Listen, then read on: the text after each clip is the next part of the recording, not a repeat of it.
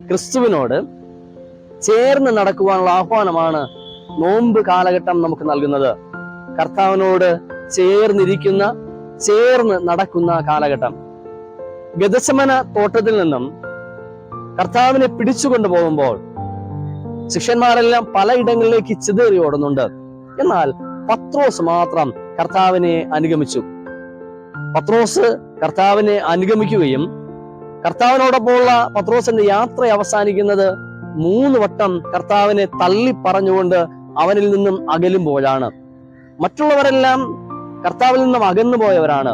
പക്ഷെ പത്രോസ് കർത്താവിനോടൊപ്പം യാത്ര ചെയ്ത വ്യക്തിയാണ്. പക്ഷെ ആ യാത്രയുടെ അവസാനം കർത്താവിനെ തള്ളിപ്പറയുന്ന അവസ്ഥയിലേക്ക് മാറ്റപ്പെട്ടു പോയി. എന്താണ് പത്രോസിന് സംഭവിച്ച പരാജയം?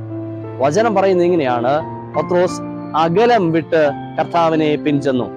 3.5 വർഷകാലം കർത്താവിനോട് കൂടെ നടന്നവൻ, ചേർന്ന് നടന്നവൻ, നെഞ്ചോട് ചേർന്നിരുന്നവൻ ഈ നിമിഷം പ്രതികൂലത്തിന്റെ, പ്രതിസന്ധിയുടെ, ക്രൂശിന്റെ വഴികളിൽ കർത്താവിൽ നിന്നും അകലം വിട്ട് പിൻചെന്നു.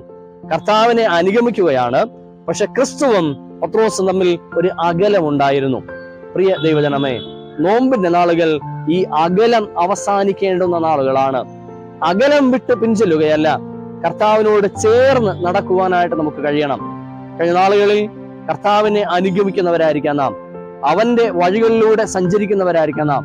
ആരാധനകളുടെ, പ്രാർത്ഥനകളുടെ, കൂട്ടായ്മകളുടെ ഭാഗമായി മാറുന്നവരാണ് നാം. നമ്മുടെ ജീവിതങ്ങളിലേക്ക് ഒന്ന് തിരിഞ്ഞു നോക്കുക.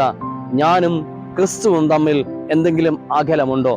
ചിലയിടങ്ങളിൽ മനഃപൂർവമായി കർത്താവിനെ എന്റെ ജീവിതത്തിൽ നിന്നും ഞാൻ അകറ്റി നിർത്താറുണ്ടോ? ഈ നോമ്പിന്റെ നാളുകൾ കർത്താവിനോട് ചേർന്ന് നടക്കുവാനായിട്ട് കഴിയണം. പ്രതികൂലങ്ങളും പ്രതിസന്ധികളും വെല്ലുവിളികളും കടന്നു വരുമ്പോൾ അവയുടെ മധ്യേ തളർന്നു പോകാതെ, തകർന്നു പോകാതെ വെല്ലുവിളികളെ ശക്തമായിട്ട് പ്രതിരോധിക്കണമെങ്കിൽ കർത്താവിന്റെ സാന്നിധ്യം നമ്മോട് ചേർന്നിരിക്കണം. കർത്താവിനോട്, ക്രൂശിനോട് ചേർന്ന് നടക്കുന്ന നാളുകളായി ഈ നോമ്പിന്റെ നാളുകൾ മാറട്ടെ. ദൈവം നമ്മേവരെയും അനുഗ്രഹിക്കുമാറാകട്ടെ. ആമേൻ.